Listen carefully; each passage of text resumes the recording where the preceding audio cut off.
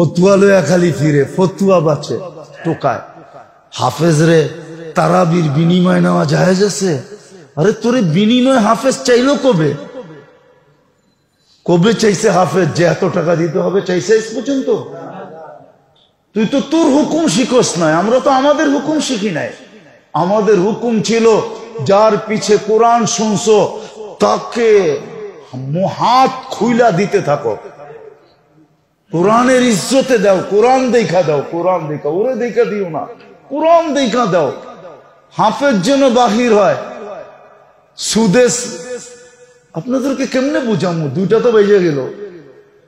যেদিন মক্কায় তারাবি শেষ হয়, ইমামরা যখন বাহির হয় তো 15 থেকে 20টা মার্সিডিজ গাড়ির চাবি আসে, চাবি হাদিয়া, চাবি নিয়ে দাঁড়ায় থাকে, হযরত এই চাবি নেন। আরে এটা কি? মার্সিডিজ। এটা কি? এই ব্র্যান্ড। এটা কি? কি এটা? আপনার পিছে কোরআন শুনছি, হাদিয়া। রিয়ালের বান্ডেল তো বাদই দিলাম। আপনার হুকুম তো এটা ছিল যে হাফেজকে হাদিয়া দিয়া এত দাও। ও তো চায় নাই। ফতুয়া জিগায় তারাবি পড়ায়া টাকা নেওয়া জায়েজ আছে? তুই হাফেজের ফতুয়া তুই জিজ্ঞেস করস কেন? তুই তোর ফতুয়া জিজ্ঞেস কর যে তারাবি পড়তেছি, আমার উপরে হুকুম কি বলেন। ও জিগায় হাফেজ একটা, ঠিক না? হ্যাঁ, ওই কাহিনীর মতো বলে অমুকের পোলায় পশ্চিম দিকে মুখ কইরা পেশাব করলো, ওইটা জিজ্ঞেস করে না। ওইটা জিজ্ঞেস করে, কিন্তু ওর পোলায় যে ডেলি করে এটা জিজ্ঞেস করে না। যে আমার পোলা পশ্চিম দিকে মুখ কইরা পেশাব করে, এটা জায়েজ কি জায়েজ না, এটা জিজ্ঞেস করে না। ও জিজ্ঞেস করে আঙ্গুল উঠে, আপনার পোলা পশ্চিম দিকে মুখ কইরা পেশাব করে কেন? ও জিজ্ঞেস করতেছে হাফেজেরটা যে তারাবির পরে হাফেজরে টাকা দেওয়া, টাকা নেওয়া জায়েজ আছে কিনা। তুমি হাফেজেরটা কেন জিজ্ঞেস করো? তুমি তোমারটা জিজ্ঞেস করো যে আমাকে হুকুম কি দিছে কোরআন। আমাকে তো হুকুম দিছে 2 হাতে দাও, হাদিয়া দাও একে 2 হাতে, কোরআনের ইজ্জতে দাও। কোরআনের, কোরআন কালকে বলবে আল্লাহ আমাকে আজকে ইজ্জত করছে, আপনি ওরে একটু ইজ্জত করবেন না। কোরআন যেন আমাকে বলে যে আল্লাহ আমাকে এত ইজ্জত করছে প্রতি রমজানে, আপনি একটু ইজ্জত করবেন না। তো আল্লাহ হাসি দিয়া বলবে তুই যখন পক্ষে, আমি বিরুদ্ধে যাই তো যাই কি করা? তুই তো, আমি বিরুদ্ধে যাই কি করা? উচিত ছিল এটা জিজ্ঞেস করনের।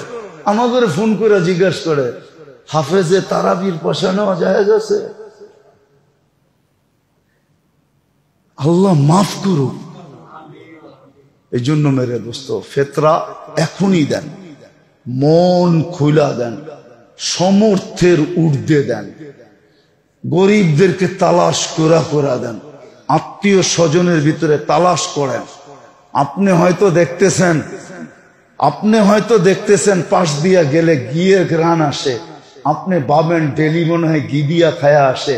হইতে তো এটাও পারে যে খায় নাই, খাইছে ডাল দিয়া, কিন্তু সমাজে চলার লেগা বাইর হওয়ার আগে মুছে একটু ঘি লাগায়া বেরিয়েছে। এটাও তো হইতে পারে। মনে বোঝেন নাই? না বোঝেন নাই। এই কাহিনী শুনছেন কোনদিন? শুনেনও তো নয়।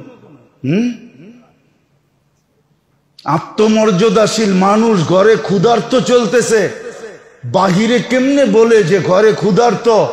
তো ওই বাহির হওয়ার আগে ওই যে কোনায় একটু ঘি লাগা রয়েছে, ওইটা হাতে লাগাইয়া একটু মুছে লাগাইয়া মুখে একটু লাগাইয়া বেরিয়েছে, যাতে প্রতিবেশী পাশ দিয়ে গেলে ঘিয়ের ঘ্রাণ পায় আর বলে না ঘি দিয়া তো মাইরা আইছে। আসলে কিন্তু ক্ষুধার্ত ছিল। এরকম আমাদের আত্মীয় স্বজন বহুত আছে, পাড়া প্রতিবেশী বহুত আছে যে মুছে ঘি লাগিয়া বাইরে, বাহিরে জানতে দেয় না, খবর নন ভিতর থেকে।